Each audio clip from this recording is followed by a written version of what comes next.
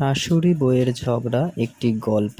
দীপা আর মায়ের মধ্যে ঝগড়া হওয়াটা নতুন কিছু নয়। প্রায়ই ছোটখাটো বিষয় তর্ক হয়ে যেত, কিন্তু আজকে তাদের মধ্যে বড় ধরনের ঝগড়া হয়েছে। দীপা নতুন একটা রেসিপি বানিয়েছিল। মা সেটা খেয়ে খুব খুশি হলো, কিন্তু রেসিপিটা বানানোর সময় দীপা একটু বেশি লঙ্কা দিয়ে ফেলেছিল।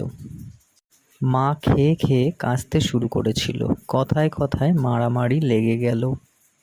দীপা অনেক কষ্ট পেল। সে নিজের ভুল বুঝতে পারল। সে তার শাশুড়ি মাকে জড়িয়ে ধরে ক্ষমা চাইল। মাও শেষ পর্যন্ত রাগ কাটিয়ে তাকে ক্ষমা করে দিল। এই গল্পটি থেকে আমরা কি শিখলাম? যে ছোটখাটো ভুল হতে পারে, ভুল বুঝলে ক্ষমা করা উচিত। পরিবারের সদস্যদের মধ্যে ভালো সম্পর্ক বজায় রাখা খুবই জরুরি।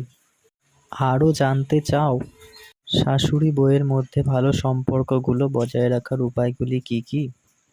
পরিবারের মধ্যে ঝগড়া হলে কিভাবে সমাধান করা যায়?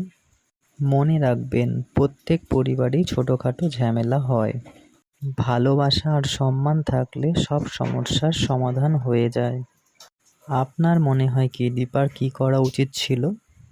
আপনার পরিবারে এমন কোনো ঘটনা ঘটেছে কি? কমেন্ট করে জানাবেন। বউ শাশুড়ির যুদ্ধ একটা নতুন দৃষ্টিকোণ।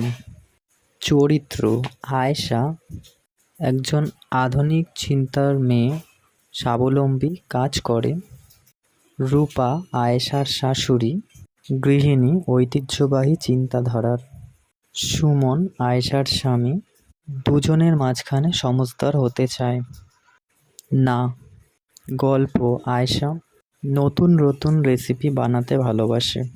একদিন সে একটা বিদেশি রেসিপি বানিয়ে সবার সামনে প্রদর্শন করলো।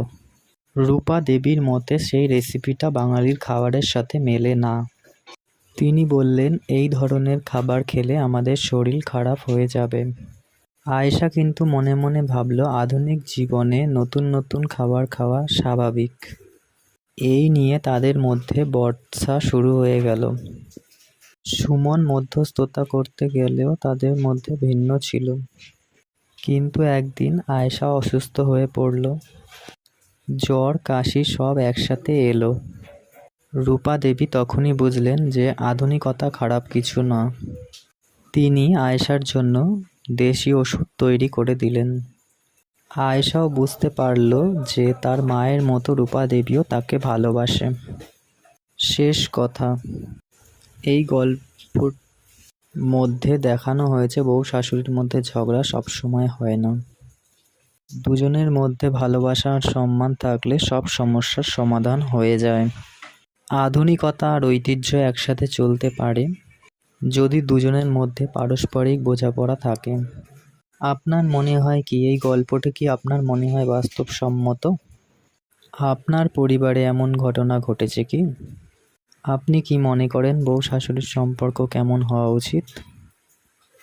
আপনার মতামত জানাতে দ্বিধা করবেন না। বউ শাশুড়ির সম্পর্ক, সমাজ, কিভাবে এই গল্পটি আপনার ভালো লাগলো সেটি কমেন্টে জানাবেন। আরও কিছু গল্প লিখতে পারি। আপনার কেমন গল্প পছন্দ কমেন্টে অবশ্যই লিখবেন। ভালো লাগলে অবশ্যই সাবস্ক্রাইব করবেন।